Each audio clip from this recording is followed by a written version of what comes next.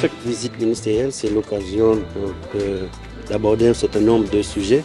Et là, en l'occurrence, avec le ministre de l'Intérieur et de l'Outre-mer, des problèmes donc, de sécurité, cette nécessité que les moyens soient renforcés, au-delà des initiatives que nous-mêmes, au niveau du département et au niveau donc, des municipalités, que nous sommes en train de prendre. Et puis des questions de sécurité qui concernent tous les Guadeloupéens et que la peur change de camp, que la sécurité est normale et nécessaire pour l'ensemble de la population, notamment ceux des quartiers populaires, et la lutte contre les armes, la lutte contre la jeunesse délinquante, la lutte contre une immigration irrégulière qui peut être aussi délinquante.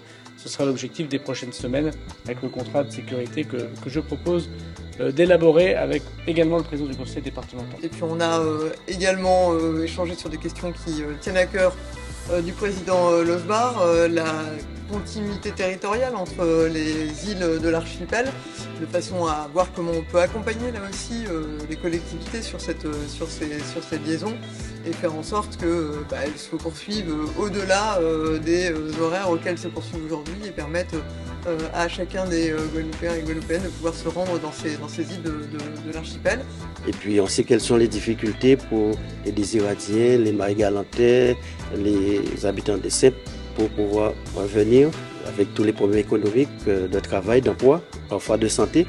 Et là aussi, nous allons intervenir sur les aéroports. J'ai déjà eu l'occasion de le dire que nous allons créer une structure pour la gestion des aéroports, mais il y a un aspect de sécurité et là aussi pour que l'État soit en accompagnement, pour que nous puissions y aller ensemble.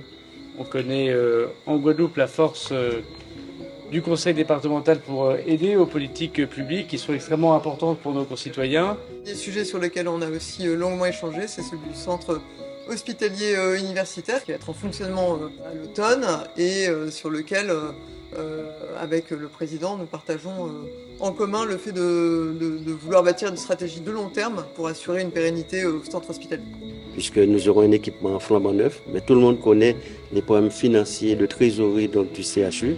Et ce que j'ai proposé, comme vous l'avez entendu, qu'il puisse y avoir un véritable plan donc, de redressement, qu'on puisse rencontrer le gouvernement d'ici la fin de ce premier semestre, et de manière à ce qu'on puisse sanctuariser donc, ce plan, et non pas que chaque année, qu'il puisse y avoir des subventions exceptionnelles de l'ARS. Il est important que les choses soient contractualisées pour une économie donc, de charges et des ressources nouvelles. Et nous avons fortement évoqué l'aspect insertion. Comme vous le savez, la Guadeloupe est département pilote pour la gestion donc, de l'insertion.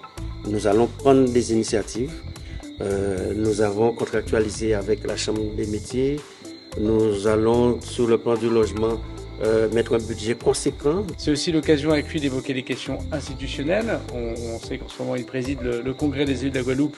Nous sommes très attentifs à la demande du président de la République et à leurs propositions d'évolution institutionnelle possible. Il y aura un congrès au mois de juin. Il était nécessaire de comprendre, de connaître quelle est la perception donc, de l'État.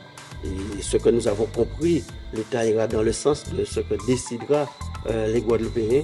Donc ce qui nous conforte dans cette démarche de continuer à travailler avec les organisations politiques, continuer à travailler avec l'ensemble donc, des experts, continuer cette concertation avec la population pour que les résolutions qui seront prises lors du congrès du mois de juin puissent se traduire par la suite dans des réalisations.